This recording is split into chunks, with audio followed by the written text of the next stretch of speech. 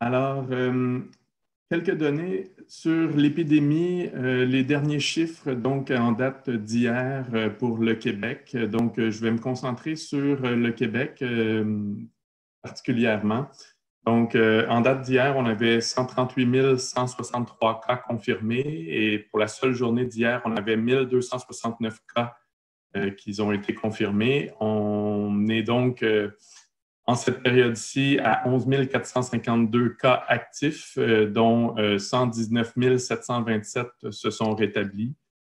Malheureusement, on a atteint un sommet de 6 984 décès et ça continue toujours avec environ une trentaine de décès par jour depuis le mois d'octobre. On a 669 hospitalisations en cours, dont 90 aux soins intensifs et 31 795 prélèvements ont été effectués pour la seule journée d'hier. Donc, ici, ce sont les données de la santé publique et là, je vous mets en garde tout de suite sur l'échelle à votre gauche. Ce n'est pas 0,5000, c'est 0,500. Donc, je ne sais pas pourquoi les chiffres ont grossi de cette façon, mais le graphique, lui, est bon. Et ce qu'on voit, donc, c'est l'évolution des nombres de cas confirmés de COVID-19 au Québec selon le type de confirmation et la date de déclaration des cas. On voit bien l'apparition des deux vagues. Donc, la première vague qui nous est apparue autour du 13 mars. On a commencé au 13 mars 2020 la première vague avec une espèce de pic autour du mois de mai. Et plus récemment, au début septembre, à la rentrée des classes, on voit l'apparition de la deuxième vague de COVID-19 avec un été, somme toute, relativement calme. Donc, on a eu un été très, très calme et donc la deuxième vague nous est arrivée là, dès le début de l'automne. On voit que l'évolution du nombre de cas confirmés également, ici sur ce graphique-là, on voit les cas confirmés avec les barres vertes et le taux de positivité avec la ligne rouge. Donc, on voit que déjà lors de la première vague au mois d'avril, on avait un taux de positivité de près de 15 %. Encore une fois, je vous mets en garde contre l'échelle sur votre gauche. On doit lire 8 000 et 16 000 et non pas 80 000 et 160 000. Désolé pour cette erreur. Donc, on voit que le taux de positivité atteignait près de 15 % en avril lorsqu'on testait, donc lorsqu'on faisait nos tests de dépistage. Et lors de la deuxième vague, on teste beaucoup plus. Donc, notre capacité analytique a augmenté énormément. Et on voit que notre taux de positivité atteint 5 à 6 % environ. Donc, je vais juste simplement faire ça.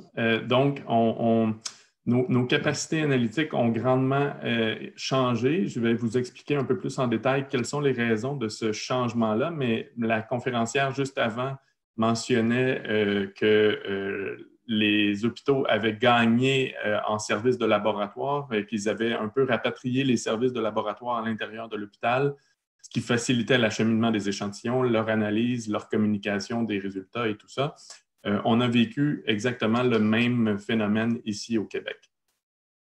Juste avant qu'on poursuive dans l'histoire des laboratoires, on va juste regarder l'histoire naturelle de la maladie et les tests disponibles. Donc, tout ce qui est en haut de la ligne bleue, en haut de la flèche bleue, donc c'est l'histoire de la maladie, donc avec la période de latence. Ensuite de ça, la période de contagiosité où on a l'apparition des symptômes de la maladie. Parfois également dans l'espèce de syndrome de COVID long où il peut y avoir des symptômes résiduels possibles de la maladie qui vont traîner et s'échelonner dans le temps. Et on a, durant donc la période de contagiosité et des symptômes de la maladie et des symptômes résiduels, une période dans laquelle on a une excrétion de matériel génétique viral.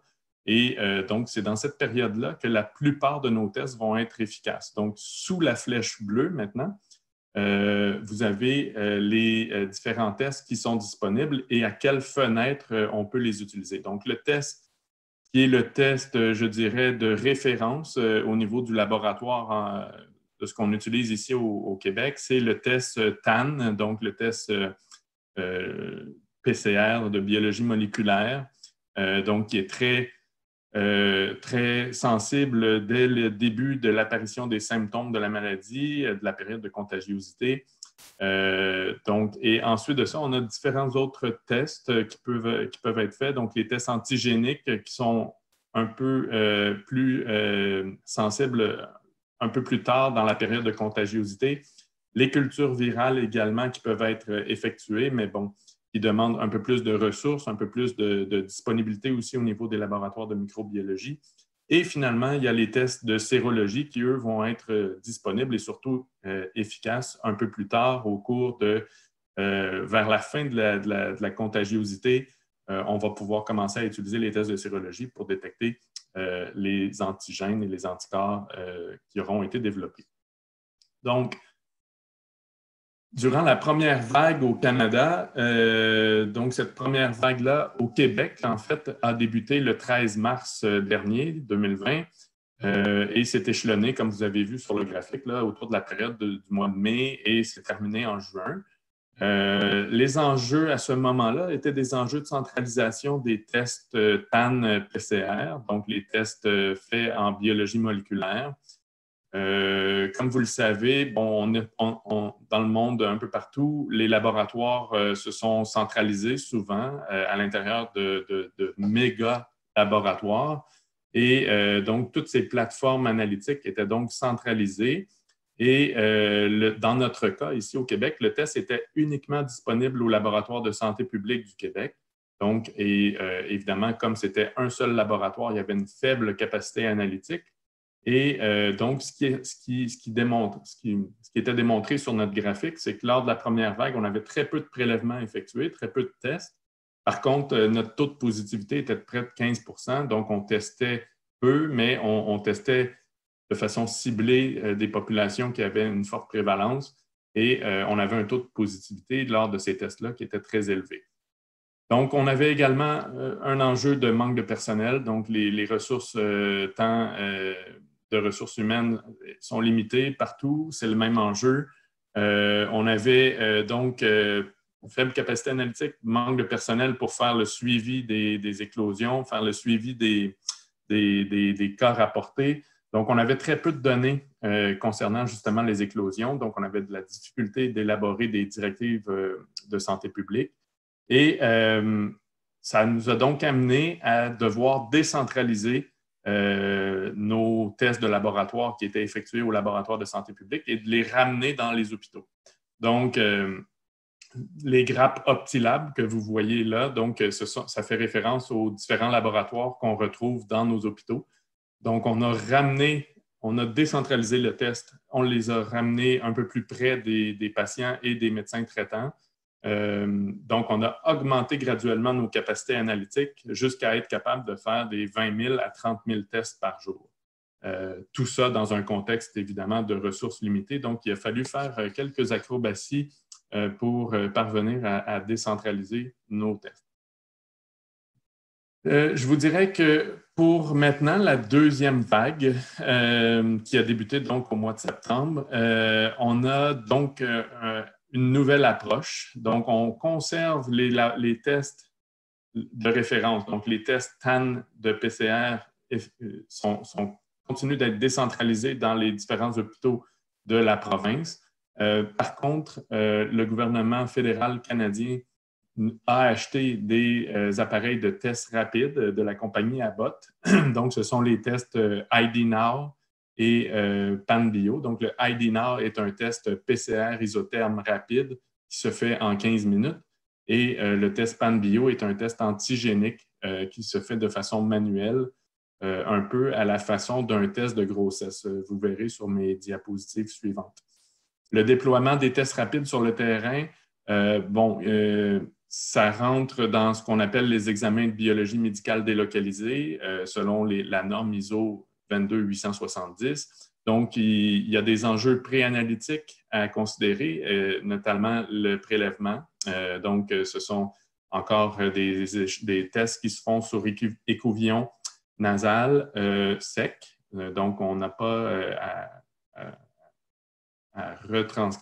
à remettre l'écouvillon dans un milieu de transport pour l'acheminer au laboratoire. Ça se fait directement sur place. On doit effectivement former le personnel à utiliser ces appareils parce que même si c'est un test rapide, ça ne veut pas dire que c'est un test qui n'est pas qui est simple. Donc, il y a quand même quelques étapes très, très importantes. On veut éviter certaines contaminations, entre autres, pour ne pas avoir plus de faux positifs ou de faux négatifs que la technique peut générer. On veut s'assurer également d'une connectivité des appareils, donc on veut être en mesure de les déployer sur le terrain, mais en même temps de voir à quel endroit ils sont, de quelle façon ils sont utilisés, les résultats, les contrôles de qualité. Donc, on délocalise notre laboratoire. Donc, on amène le laboratoire vraiment dans les centres de dépistage et on doit garder un certain contrôle, notamment s'assurer, par exemple, de la traçabilité des lots de réactifs qui vont être utilisés. Si jamais il y a des avis ou des alertes de rappel de certains lots, on va être certain d'être en mesure de savoir quel patient a été testé sur un lot qui aurait été possiblement défectueux, par exemple. Donc, le déploiement sur le terrain, on en convient que c'est utile pour ce genre d'appareil uniquement dans les cas de forte probabilité pré-test. Donc, on donnera un exemple dans les prochaines diapos. Ensuite de ça, il y a tout l'enjeu de transmettre les résultats. Donc, encore là, un enjeu qui peut être résolu par la connectivité des appareils. Donc, même si on est délocalisé, on n'est pas dans l'enceinte d'un laboratoire, on n'est pas dans l'enceinte d'un hôpital, on doit quand même transmettre à qui de droit, c'est-à-dire aux médecins traitants ou à la santé publique, les informations concernant les résultats afin qu'on puisse identifier les éclosions et les mesures à prendre. Je vous parlais des critères de déploiement, donc la probabilité de pré-test est très importante. Donc, étant donné que ce sont des tests rapides, donc qui se font en moins de 15 minutes, on a besoin d'une sensibilité. En fait, les tests sont un peu moins sensibles que les tests de laboratoire. Donc, on doit s'assurer de vraiment mettre l'appareil dans un endroit où la prévalence de la maladie va être élevée pour augmenter, si on veut, nos chances d'avoir des vrais positifs. Donc, nous, notre stratégie, ça va être de déployer ces appareils-là, par exemple, dans des maisons de repos où il y a de fortes éclosions en cours. Ça va être de le déployer également dans certaines régions de la province de Québec où, par exemple, on est aux prises avec des éclosions peut-être plus importantes. Donc, un critère qui est aussi important, c'est la rapidité d'exécution de ces tests. Donc, le nerf de la guerre, c'est vraiment ça, c'est vraiment d'avoir les données les plus rapidement possible. La capacité aussi qu'on a de répéter les tests. Donc, on a, pour le Québec, on a acheté plus de 2 millions de tests rapides. Donc, on va être en mesure de tester rapidement et de retester si jamais on doit confirmer un test. Et on doit également s'assurer que le patient qu'on teste a quand même une charge virale qui va nous permettre de contrer la faible sensibilité de ces appareils. Donc, pour ceux qui ne l'auraient pas vu, le ID Now, c'est ce petit appareil qui est environ la grosseur d'un grille-pain. Donc, ça a été approuvé ici au Canada par Santé Canada en termes d'appareils pour faire du point de service, donc ce qu'on appelle le point of care en anglais. Test rapide, comme je vous disais, donc un résultat en moins de 15 minutes dans le cas d'un échantillon qui serait fortement positif. Donc, un patient qui se présente avec une symptomatologie très évidente et qui aurait une charge virale très importante. Le résultat sort même en moins de 15 minutes. J'ai vu des résultats qui pouvaient sortir aussi rapidement qu'après 1 minute 30. Donc, il y a quand même un certain avantage. Comme je vous le disais, c'est moins sensible. Donc, c'est la contrepartie d'un test rapide. On sacrifie un peu de sensibilité qui varie de 70 à 90 % selon les contextes. Il y a donc des faux négatifs qui sont possibles. C'est validé spécifiquement chez les personnes symptomatiques. Donc, évidemment, si vous testez des personnes asymptomatiques, et on sait que la COVID-19 génère beaucoup de personnes asymptomatiques, vous allez perdre en qualité analytique. Donc, l'idéal, c'est que chez les personnes symptomatiques, on doit les tester à l'intérieur d'un délai de 7 jours du début de l'apparition des symptômes.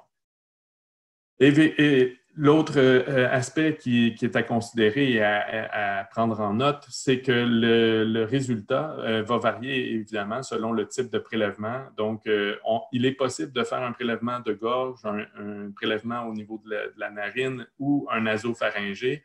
Mais dépendamment de l'échantillon que vous allez prélever, vous allez avoir des résultats qui vont affecter la sensibilité. Donc, par contre, il y a une très bonne spécificité, donc 99 à 100 de spécificité. On parle d'un faible débit, mais bon, un test aux 15 minutes, c'est quand même plus rapide qu'un test fait au laboratoire. Et par contre, ça demande quand même des ressources spécialisées. Donc, ce n'est pas le patient lui-même qui peut se faire, par exemple, un écouvillon nasopharyngé. Ça prend quand même du personnel formé. Donc, à ce niveau-là, on n'a pas un avantage ou un gain de pouvoir libérer du personnel infirmier pour les rapatrier dans nos hôpitaux. Il faut quand même avoir ce personnel-là pour faire le dépistage. Donc, c'est peut-être l'inconvénient. L'autre test qui a été acheté également par le gouvernement fédéral, c'est les tests PanBio. Donc, comme je vous disais, c'est un test qui ressemble, vous le voyez sur l'image, qui ressemble un peu à un test de grossesse. Donc, c'est une plaquette. Et vous avez donc un écouvillon à faire quand même, un écouvillon nasal ou nasopharyngé. Et on prépare cet échantillon-là. On dépose une goutte ensuite de notre solution sur la plaquette et à l'intérieur de quelques minutes, on a un résultat à savoir si on est positif ou négatif et il y a une bande contrôle, un peu exactement comme fonctionne un test de grossesse. Même chose, même enjeu pour le PanBio.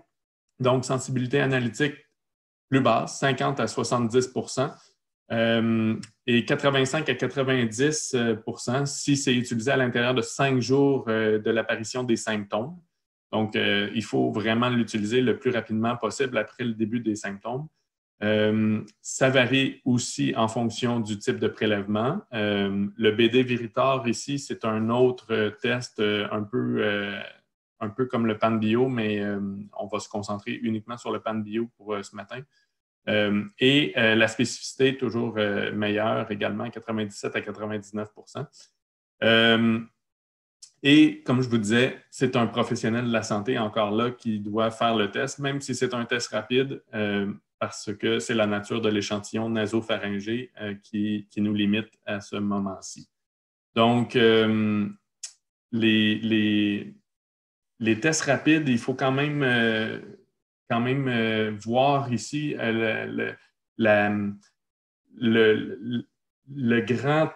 grand changement dans l'apparition des tests rapides pour cette deuxième vague là, chez nous au Canada, au Québec, c'est que nous sortons nos laboratoires de l'enceinte de l'hôpital pour les amener dans les cliniques de dépistage qui sont communautaires. Donc, ça, c'est le grand défi. Ce que ça demande, comme je vous disais, c'est de former bien adéquatement le personnel qui va être appelé à utiliser ces tests-là parce que c'est pas parce que, je le répète, je veux mettre l'emphase là-dessus, c'est pas parce que c'est un test rapide que c'est un test facile à réaliser. Il y a quand même beaucoup d'étapes analytiques, beaucoup de petits détails à savoir pour éviter des contaminations. On parle quand même d'utiliser un test qui a un potentiel infectieux dans l'environnement dans lequel on va tester ces échantillons. Donc, on est loin quand même de faire un glucose avec un glucomètre. Ce n'est pas du tout la même sorte de test. On a, pour la première fois, à ma connaissance, un test de biologie moléculaire dans le cas du ID-NOW qui va être utilisé comme un appareil de point of care. Donc, ça aussi, ça apporte des contraintes et des défis. L'autre chose également, c'est tout ce que je vous disais par rapport à la connectivité. Donc, comment on s'assure qu'une fois que le résultat est produit par l'appareil, comment on s'assure que ce résultat-là est transmis adéquatement et en temps réel à la santé publique pour que les données puissent être utilisées adéquatement. Comment ce résultat-là également va être transféré au dossier du patient, tout en respectant les normes en vigueur qui concernent les examens de biologie médicale délocalisés. Donc, je sais qu'on est en contexte d'urgence, on est en contexte d'urgence sanitaire, mais il y a quand même tous ces enjeux-là à prendre en note et je terminerai ce tour rapide en mettant en garde contre l'utilisation à tout vent là, de ce genre de test-là.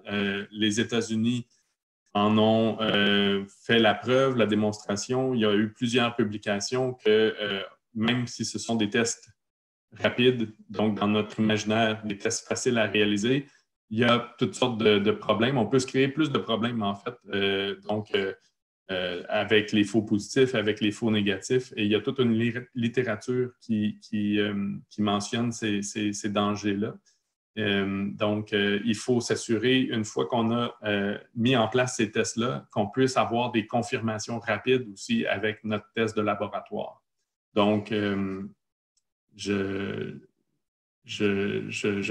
suis ouvert à continuer à discuter de notre expérience ici au Canada. Donc, je vais demeurer disponible pour le panel de la fin de cette présentation pour la discussion.